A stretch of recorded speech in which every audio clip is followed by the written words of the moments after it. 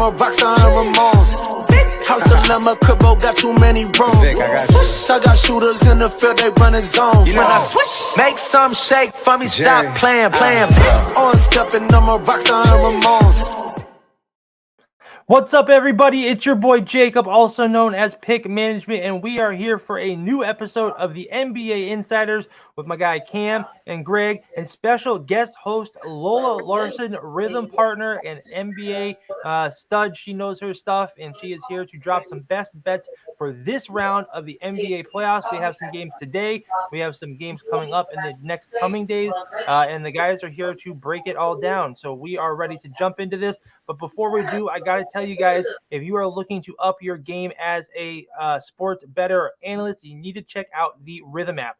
Rhythm will teach you everything you need to know about sports betting. It teaches you A to Z in predictive sports model building. And if you are someone that likes to tail, you can tail their AI models, which have crushed. They predicted every single NC State upset and their loss in March Madness. They also have a new AI caddy, which predicts hole-by-hole outcomes for golf tournaments. They just predicted Scottie Scheffler's win a couple weeks ago. That was like a plus 650. So Rhythm is smashing, and they want to help you do the same. So make sure you check out Rhythm. The link is below to sign up. But we have a stacked show, so hopefully it goes well. We're going to throw it around to everybody, get everyone's best bets. And we are looking to have some fun today. So are you guys all ready to get started? Let's do it. Yeah.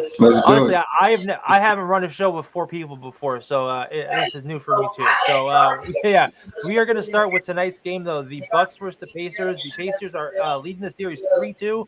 They are minus 370 on the money line, minus 8.5 on the spread. Over under is at 213.5.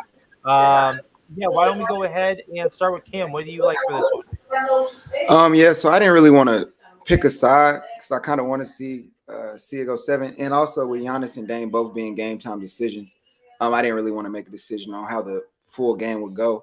However, the only two props I liked in this game, I'm going back to the same well with Tyrese Halliburton over 28.5 points and assists. I think the biggest thing specifically that happened last game, of course, was the blowout. But it was a couple of shots.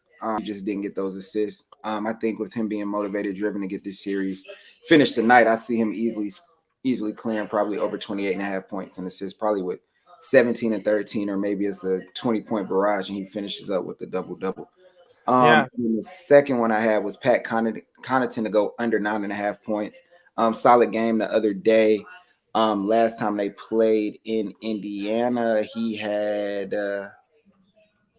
4 points. So let's just say it's going to be like that again today. But I think it was just, home games. And like I always talk about, like somebody like Leonardo Barbosa from the Warriors. He was great at home and horrible on the road. Pat Connaughton kind of fits that mold, the Notre Dame legend. So those are my two official plays for this game. Awesome. Tyrese has really been leading the team, and I like him for a double-double here too. Lola, I know you have a best bet on this one, so why don't you let us know what you feel for this game? Yeah, so I have Pacers money line. They're leading the series 3-2, and they're in Indiana, so I think they have a good chance of closing out the series. And I also believe Bobby Portis under 21.5 points.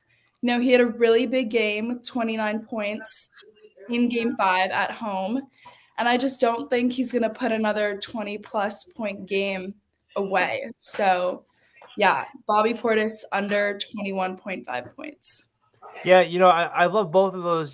The Bucks have been looking for someone to lead this team through the playoffs. I feel like it's been a different person each game so far, and I don't think Bobby Portis is that guy. So I really love the under 21.5, and I'm on the Pacers here too. I really think that this is their series to lose at this point. I feel like the line is still too steep here at like 8.5 at this point. So I don't like that. So the way I attacked this one, I just took the Pacers team total over 111.5. We've seen them be able to score. We've seen the scoring uptick in the series. I get that they just had 92 points in the last game, but I felt like the Bucks were bound to steal one, and I think the Pacers wanted to go home and win this at home, honestly. So besides the last game, they had eclipsed this team total in the two prior games, and right before the series started, they were scoring like it was going out of style. So, Greg, thoughts for you on this one? Yeah, I'm in agreement with you and Lola here, both ways. I'm taking Pacers on the money line for this SGP. Not only like you feel that the spread is too steep, I just feel there's no need to take the spread. In this type of game for sure, especially with the Bucks basically giving it everything they got with both of their stars missing. And Cam, I just reread that it says that Lillard is definitely doubtful. I don't think he's going to do anything with that Achilles right now. The Bucks are just done. Let's just call it what it is. I also love the Pacers team total over 111.5, but I paired it with the Pacers money line. I just feel that at home these boys are unconscious. They don't know how to not score. And they're gonna just run away with this game, whether the Bucks give 50 or 80, it don't matter. The Pacers is dropping almost 120 for sure. Yeah, the Pacers have been one of the best scoring home teams all season long. At a point in the season, some of the totals were in the 240s when teams were playing at Indiana, which was just crazy. They have mellowed out a little bit, but I'd like to think back to that part of the season where that they have the ability to do that stuff repeatedly at home. And they just need to do it one more time. And I think we see that tonight. This is early tip, 6:30 p.m. Eastern, so make sure you guys keep an eye out. Moving on though, I think this is really the game of the night and of the rest of this. Round one is the Knicks versus the Sixers. It's been an unbelievably exciting series. The Sixers are now back at home, minus 160 on the money line, 3.5 on the spread, over under at 200.5. Greg, I'm going to throw it right back to you. I know you have a same game parlay on this one. Why don't you let us know? Yes, this series has definitely been intriguing, to say the least. A lot of the little ins and outs that's happened on both sides have kept this series going back and forth. Tyrese Maxey, hats off to you. Great tie ball to give you guys the game to come back home with a little bit of advantage, which is why I'm taking the Sixers minus 3.5 spread, and I'm also going to pair it with the over plus 200.5. I just feel for sure that this game, the urgency is real for the Sixers, and the energy is going to be at a level that's like unimaginable in that arena. I see both sides not missing. I'm just going with what I see. I see both sides really not missing. It's probably going to come down to like the last 4 or 5 minutes of the game, like it has for all the other games. Free throws, I feel, is going to send the Sixers over the edge to cover the spread for sure, and it's going to send it back home to New York. Yeah, love that. I have a couple of plays for this one. I'll let you guys know. I have another 5-unit play on this total. If you guys haven't been watching, you've been missing out because I've hit the last 3 5-unit plays and I hit the 3-unit one. So I'm seriously up like 25, 30 units in this first round. I'm gonna have to check my Juicerel app to get the exact number. But yeah, I've been smashing these big ones. So I really like the over 198 here. It's at minus 150, a little bit juicy, but you don't pay the juice when you win. And I think we're gonna win this. I think the Bucks still are keeping these totals too low. I get that, some of these unders have been hitting, but they've been close. And this Philly Sixers series, except for 2 games ago on the 28th when it was a 97-92 final, they've been hitting the over in all the other ones. And this over has also hit in every game prior for the Knicks. Like the last 10 before this series have all hit the over in that. And I think the Sixers have done similar to that. But I couldn't take a side in this one. I like Philly to advance here, but I'm too scared to make it official. So what I did was I took like I said, the 5 units on the over 198. I took the New York Knicks team total over 99 and the Sixers team total over 101.5. I think those are all just crazy low. At least 2 of those are going to hit. So hopefully it's the 5-unit one is one of them. But yeah, I like the total over here. I think we're going to see a lot of points. I could see this game going to overtime. It's just been a battle back and forth every game. So I really like that. Lola, I know you got one for this one. So why don't you let us know what you like for here? Yeah, so I like Dante DiVincenzo over 1.5 assists. Honestly, I don't really have a good explanation other than I just think he will. But I do believe that the Sixers will win it at home. and lose in Game 7 in New York. Oh, okay. I like that. Yeah. These series are so dramatic that is probably what's going to happen. So one of these are going to go to 7, and I think this one has total possibility with how much it's been such a battle. But Dante, he has been a pretty good role player. He just missed this in his last one. He's hit it in like 3 out of his last 4 games, so over 1.5 assists. It's one of those things where it's like, it sounds so simple. All you need to do is do it twice in the game. You're playing all these minutes, but it can be tough. But he's the guy that gets it done. So really like the DiVincenzo pick from you. Cam, thoughts for you on this one? Yeah, y'all know we love white boy Dante. We love white boy Dante. But I like the assist play over the 3-point play tonight because that was almost an official play for me because it comes down to kind of how those minutes are. He didn't get as many minutes in the second half because of the way he kind of played in the first half. He didn't play bad. He just wasn't playing well enough to stay in that 7-man rotation. You know what I mean? But for this exact game, we'll have 3 plays. Similar to Greg, I think the Sixers are going to send it back to New York. I'm kind of on the same wave with you, Jacob, where I really feel like the Sixers are going to win this series. I think Tyrese kind of like just solidified it the other night. So I see them probably either cruising or, like Greg said, it'll be close, one or the other. I also like Josh Hart to go under 1.5 3-pointers. I think Josh may hit one. I don't foresee that being what Josh is specifically worried about tonight after missing that free throw. I think the last thing he's thinking about is actually shooting. So I think that's probably pretty green. And then Tyrese Maxey under 6.5 assists. I don't expect him to be this just shooting every shot. I think Joel Embiid has a better game than he did the other night. But I don't think those assists come from Tyrese. So I think both of them probably finish with 25 plus. But I like the under 6.5 for the assists. Yeah, Cam, you had said it in the last episode about Tyrese and Embiid needing to just explode for the Sixers team to really have a chance. And we saw when Embiid only had 25 points the other night and they lost bad. Do you think it happens again? Do you think Embiid is going to have to go off for this team to win? I just wanted your thoughts on that because we did touch on it last time, and then he had a total collapse afterwards. Right. So I was just wondering what you thought about where Embiid is at. Ironically, he almost had a quadruple double. He had 9 turnovers too, which is kind of crazy. That's crazy. I think it has to go either 2 ways. Either Joel has to dominate, or Kelly Oubre and Tobias Harris both have to have 15 plus.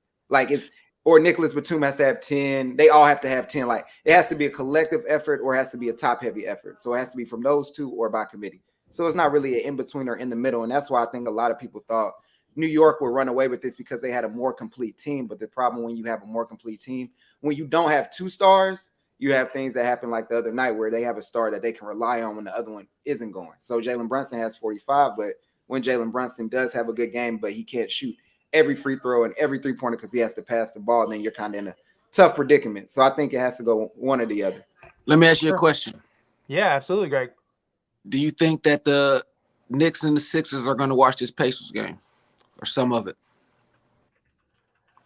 The reason I'm asking is this. Let's say the Pacers do close. Do you think that changes the urgency of how Knicks might approach this game? No, I think the Knicks are just trying to end it too. You know what I mean? They have to even the series up here. Yeah, right. Yeah, they have They're up 1. Yeah, they're up 3-2. Sorry, a lot of games to keep track of. No, I think the Knicks will try to close it out wherever and whenever they can. You don't want to fuck around with the Sixers. You know what I mean? You don't want to give Embiid the chance. He's the kind of guy where if you give him an inch, he'll take a mile. And I don't think the Knicks want to mess around with that. If they can close it, they'll close it here. It's not like, in later rounds when you want to lift the trophy at home, anything like that. You're just trying to get there. And I think the Knicks are going to do whatever they have to get there as fast as possible. So I think they try to end it here. Does that answer your question? Yeah. Because I was going to say if they try to end it here for sure, try. That means both of them and the Pacers are ready for round 2. Yep. Now, if they don't end up closing it, which, like I say, I think the Sixers win only because I just see how the momentum has just shifted a little bit. But when they get back home, I agree with Lola too. I don't think the Sixers will be able to close Game 7. I just think Sixers in Game 7s is not a good mix. It's proven history to see that. Is that a face-off? You want to take it? You want to go heads up on me? You already see I got the Sixers -4, so let's go. Yeah, you know what? I'll take the other side. I'll take Knicks +3. Okay. All right. What do we want to do? Dinner like I did with TJ? Whatever you want to do. All I'm right. here. I'm here We'll for do a $25 DoorDash. You guys got DoorDash out there, right? We do not have DoorDash where I'm at. I'll Uber Eats. I'll Postmates it to you. We'll figure it out. I got you. We'll get it. All right, cool. All right, Pretty right big on. All right, cool. So next game up, I'm gonna let Cam start this one. I know he's got some picks on this Orlando game. So Cam, why don't you go ahead and take over? Yeah, this is Greg's favorite team, but similar to what he's been saying this whole time, I think it's going 7. So I took Magic money line. I was actually pretty surprised that they were in the game so late. I thought Cleveland was gonna come out. I thought it was gonna be similar how the games were in Orlando and Cleveland, how it's just like the home team pulls away, which they did in the first half. And then Orlando kind of just kept creeping back. They just couldn't get over that full hump. But I think in Orlando, Paulo and those guys will easily lead them. Evan Mobley under 15.5 points. Evan had a really good game last game. Big block at the end of the game as well. Rhythm, I think the rhythm model had him projected for 10.9, which I foresee it kind of being pretty accurate. I think tonight, the way you've seen the games played in Orlando and Cleveland have been different, not necessarily pace wise, but schematically how they kind of switch. Because Coach Mosley's kind of adapting or adjusting to whatever JB Bickerstaff does following the next game. So I think tonight is more so a perimeter-oriented game. So I also like Jalen Suggs over 1.5 3-pointers. He's hit this 4 out of 5 of the last times he's been at home. I don't see why he doesn't do that today. I'm just staying away from Cole Anthony as far as possible. But those are my 3 plays for this game specifically. Yeah, this has been a scary matchup for me this whole time. I've been struggling to figure it out. Who's going to win what. I will say that Orlando 6-0 straight up their last 6 at home, 10-3 their last 13 straight up at home versus Cleveland. So a couple of historical trends going in our favor here. We've also seen Cleveland just 6-13 ATS their last 19, 2-4 ATS their last 6 versus Orlando, and 0-5 their last 5 games on the road overall. So I could not pick a side here, but what I did was I stayed with the total. I've been smashing the totals for this series pretty much the last 5 games. So I put 3 units on this one. I took over 198 for -145. I get that we've seen a number of low scoring totals in this one, but only one of them, actually, no, the first 2 stayed under this total. But since then, the other 3 have gone over. So I really like that here. Cam, what do you think about this one? I mean, not Cam, sorry, Greg. What do you think about this one? Well, really, really, really happy Cam is on the right side here. Yeah, this is that type of series that I was saying from the beginning. Home court advantage is a hell of a drug. Okay, started off 2-0, turned out 2-2. It just seems that whoever is at home, since the Cavs won the last one out, they're up 3-2. Whoever is at home as of lately just knows how to handle that pressure on the home floor. I definitely believe Orlando ties it up. And I also paired it with the over 200.5. You don't need to buy no points. Cavs have finally found their footing. It just took them a few games to do it. They are also going to try to end this series as well, seeing as how Boston is waiting. But I just don't think Orlando is done with them yet. And it's going to be decided in Cleveland on Saturday because I'm going to the game. Oh, are you? As soon as it gets back. All right. Well, I wish you luck, and I hope it gets back there. So, yeah, that's terrific. Lola, I know you don't have a pick on this game, but I did have one question for you. Right now, we have 1, 2, 3, 4 games that are all in the 5th game. If you had to pick one of these series to go to 7 games, which one do you think it is? Okay, besides the Sixers, I do think the Magic have series. I don't know. There's just something about, like you both said, just not wanting to give up. And I really think it's going to go to game 7. And I think we're going to be seeing a lot more just like drive in these games. And who knows, maybe it will maybe it will go to game 7, maybe it won't, but it'll definitely be in overtime. And I think it's definitely going to give everyone a run for their money. So we just got to wait and see. Yeah. Hopefully you get back to Cleveland for your game though, but Yeah, we don't it's know. coming. I ain't even tripping. I already got my feet kicked up. I know what's happening. Greg's confidence gives me confidence. I like that too. So love that stuff.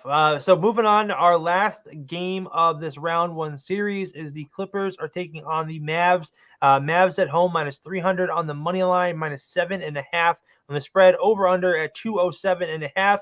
Cam, why don't you tell us what you think about this one? So I couldn't make an official play yet. Because I just waiting to see who will play, who's not going to play. In my heart, I think Dallas closes them out. Dallas is great at home. I think the energy is going to be contagious. I thought they were going to win game 4. And then I thought they'll go to LA in game 5 and finish them off. But they were able to come back, but they weren't able to, finish it out. So I think the only thing I'd be comfortable taking as of right now, more than likely, I think personally would be like probably the Mavs total team over. But outside of that, I'll probably have an official play by tomorrow. All right. Cam, I know you have, sorry, I keep doing that. Sorry, guys. Greg, what do you have for this one? I know you got something.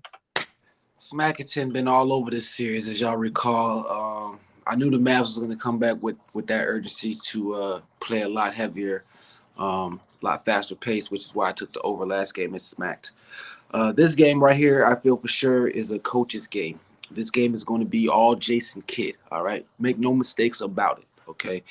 He knows that the Clippers are the type of team that can creep up from behind, especially with the roster that they have over there. It just takes one. Okay, and he doesn't need that, especially at home. He's gonna close this out. I do like the spread. I just don't feel the spread is necessary for the Mavs, especially saying that I know there's gonna be a Jason Kidd type of a game. So he's gonna make sure that they control the pace from start to finish. It won't be a super spectacular win, which is why I am taking the Mavs on the money, and I am also adding the under for the SGP paired up as plus 145. Last game they played in Dallas, it was 101-90. Clippers just couldn't handle the slow pace of how Jason Kidd was making the Mavs approach the game. And I expect that same type of play tomorrow when the Mavs play to close it out at home. For sure. I don't have any official play on this one. This was a total stay away from me. I like the Mavs to win here. I couldn't take it on the spread. Honestly, a lot of these injury concerns, we don't know if Kawhi is technically questionable for Friday. So is Tim Hardaway and who else? What's his name? He's been missing. So he been missing. Yeah, and yeah. So, but he is questionable to play on Friday. So him returning, I think, is a possibility, which I think could help Dallas even more. When you think of this Dallas team, like we know Luka's on there, and they have studs left and right, but I feel like this Clippers team is just screaming with like more talent and experience, and the fact that they have not been able to put it together in times of need like they have against this Dallas team. I feel like when they play better competition, they just get rolled sometimes. Lola, I know you don't have anything official on this one. Any thoughts? It's okay if you don't. Just curious what your thoughts were on this Dallas Clippers series.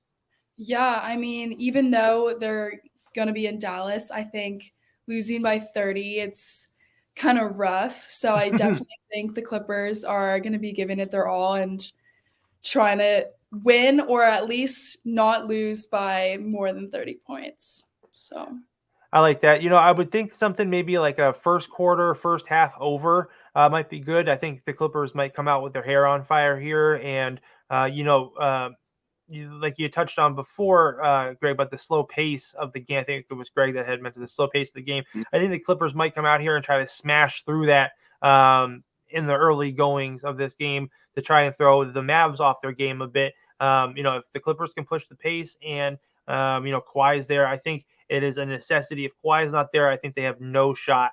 So hopefully he plays in that game. But we have just one more game for this. It is the first game of the next round.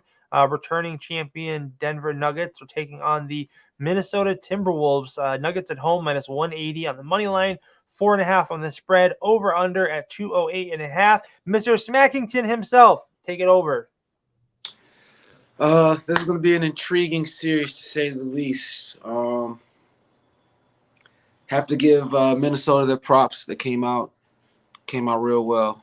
Handled the Suns like the Suns was a high school basketball team. Okay, Makes no sense. Crazy enough, I feel that these two teams match up extremely well. So I'm expecting a lot of unders for this series. I haven't really assessed them that much yet. This could possibly go 7. Jamal Murray, his confidence is back. He's not going to have to face LeBron no more. But I'm not saying that Ant is not going to give him the pressure, but I just feel that the way that they play both teams, he'll be able to find more shots. Mike Conley's not as tall, so he'll have a little bit of a height advantage on him on the pull-ups and whatnot.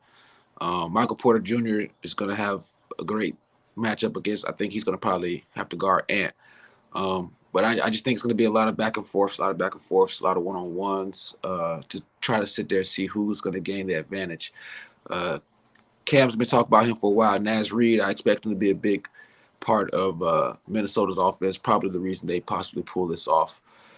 I'm just looking for a great one. I hope it goes 6 or better. For sure. Cam, first thoughts on this Denver-Minnesota matchup? I know you don't have anything official on it, but any first thoughts? Yeah, similar to Greg, I think this is going 7. I'm really excited. Like this is going to be the best playoff matchup throughout the playoffs. These two teams, this could honestly and truthfully decide the finals. I think the Celtics are good, but I don't know if they'll be able to beat them. Defensively, it'll be interesting because Mike can defend, Mike can guard, so Mike will be on Jamal. Jaden McDaniels, I think, will float around. I think they'll go back and forth on Jamal. I think they'll try to throw 3 or 4 bodies at him. Rudy Gobert and Karl Anthony Towns is interesting because Cat either is guarding Aaron Gordon or they put McDaniels on Aaron Gordon.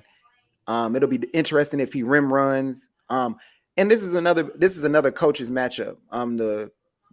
The Timberwolves don't know if their coach is going to be on the bench because I think he tore his meniscus or his patella when he got ran into the last game. So that'll be something to also watch. But I'm really excited to watch this matchup because this is the type of matchup that takes a player like Anthony Edwards from top 7 to top 3 if he's able to defeat the best player in the world and the reigning champions. Awesome. Lola, thoughts for you on this one? Who do you like for the Denver-Minnesota series? Yeah, so I also agree. I do think there's going to be a lot of unders. I think it's going to go to game 7. And, first game, they're in Denver. I do think the Nuggets will win. Jokic has been on just like a career high, honestly. And I think the energy he brings to his team is not like any other. And I think, this Denver team is just, they're out to, they want to win again. So we just got to wait and see. Yeah. Yeah, I don't know if you saw the other night, Jokic, he threw like a football pass to Murray, who just like posterized somebody on the Lakers. It was good. I have an official play for game 1. I took Denver money line -180, keeping it simple, not worrying about much. I think they smash at home game 1. I think they have the altitude working in their favor. I think, honestly, Phoenix all season long, we thought they were going to be terrific, and they never really showed up like we thought they would for, an extended period of time. There were flashes of greatness throughout the season, but they weren't able to put it together. And I think that really showed in the Minnesota series. I think Minnesota's good, but I don't think they're great. They have a great defense, but their offense can be wishy-washy sometimes. And I think this Denver team just has too many pieces. The better coach, the better home environment across the board. I don't think this goes 7. I think maybe this goes 5. I think Denver has championship hopes written all over this, and this Minnesota team is going to be the biggest roadblock because whoever they take on next between the other series going on, I think will be a breeze for them. So I really do like Denver here. I probably like Denver first half too. I can't say it's going to be a breeze. OKC. OKC still out there. Yeah, that is true. They are, but yeah, I'm thinking more like the other teams. But yeah, I guess OKC would be the biggest concern for them. But I think that They have to face next. that's next. Yeah, that's who they have to face next because OKC winning whoever they play next Right. series. Yeah, so it's either Denver and Minnesota versus OKC. That's all I know. All right. Well, when we get there, I think maybe I'll have to take a beat. But I like Denver here against Minnesota, and I think I like them to advance as well. That's going to cover all the games. We're going to go ahead and recap our best bets and get you guys out of here. There we go. Cam, why don't you go ahead and start with yours? Yeah, no, cool. So I got the Sixers money line. Josh Hart under 1.5 3-pointers and Tyrese Maxey under 6.5 assists. I also have Tyrese Halliburton over 28.5 points and assists, and Pat Connaughton to go under 9.5 points and rebounds. I have Magic money line, Evan Mobley under his points for the night, and then I also have Jalen Suggs over 1.5 3-pointers. Awesome. And where can people find you online? Yeah, so you can find me at Cam Writing _ on Twitter, one Cam Carter on Instagram. You can catch all my stories over at Ball Alert. I'm the sports writer there, and I have my own player management company. So if you have a niece, nephew, or your son, my DMs are wide open. All right. Yeah, Cam is, we could really call this show the NBA Insiders because Cam really is an NBA insider. He's for real, knows people in the league, and that is why he is so dialed in and is able to give the best picks that you can find anywhere because nobody knows the game like Cam does, or like honestly, like we do. We have such a feel for the game. That's why we crush so often. But Greg, why don't you go ahead and give us your best bets? All right, well, Mr. Smackerton's going to give you all a few great SGPs, man. We got the Pacers team total over, plus the Pacers money line, plus 105 value. We got the Phillies minus 3.5, plus the over 200.5, plus 280 value. We have the Orlando Magic money and the the game over 200.5 for plus 210 value. And we have the Mavs money and the under 207.5 for plus 145 value. Awesome. And where can people find you online? Right now, Instagram, Buku _ Living Billionaires. And on X, you can find me at Buku561. Yeah, Greg is a great follow. He's got the Mr. Smackington report. If you want to follow him, make sure you sign up for his stuff. We are getting Greg more involved in the Pick Management Network on a daily basis. We just recorded a new episode of the NHL Insiders, so make sure you guys head over and check that out. I'll make sure to put a link at the end of this video so you guys can watch it. Right after this, we have the rest of round one playoffs and any of the upcoming games. So we got all of our picks and predictions ready for you guys there. Lola, it was so great having you here. We are excited to have you part of the team. Why don't you go ahead and give us your best bets? Thank you so much. So I have the Pacers money line. I also have Bobby Portis under 21.5 points and Dante DiVincenzo over 1.5 assists. Excellent. And where can people find you online, and what do you got going on? You can find me on Twitter at Lola L Sports and Instagram at Lola _ Larson. Excellent. And I think you'll be joining me for the MLS show, right? Yes. All right. So make sure you guys stay tuned. In a few minutes, we will be going live with the MLS Insiders, and Lola will be helping me out co-hosting that. And that's everyone's favorite show here. For some reason we have a ton of soccer followers, and that's our wheelhouse. We did just go to the Messi game, so we'll have some cool video and whatnot attached to that episode as well. I'll give you guys my best bets, and we will get you out of here. I am all over Indy team total over 111.5, Philly, New York over 198 for 5 units, Knicks team total over 99, Philly team total over 101.5, Cleveland, Orlando over 198. That's for 3 units, and Denver minus 180 on the money line. You guys can find me here daily on the NHL and NBA Insiders, weekly on the MLS Insiders, where we'll be recording a new episode of Betting the Pitch with me and Soccer Ash. That'll be later tonight. You can find me as a writer at Last Word on Sports and Give Me Sport. I'm the senior NFL and NBA writer at each of those places. Forgot to mention, we need a new name for betting the pitch. So if anyone has any ideas, leave them in the comments. We'll be doing some type of giveaway for whoever comes up with the best new name, like a gift card to the MLS Pro Store or something like that. So if you guys have any ideas, don't be shy. Leave them in the comments. Otherwise, you can find me across all socials at Pick Management. This has been the NBA Betting Insiders. We will see you later. On stepping, I'm a rockstar and Ramones. House of my cribbo got too many rooms. Swish, I got shooters in the field, they running zones. When I swish, make some shake for me, stop playing. On stepping, I'm a rockstar and Ramones.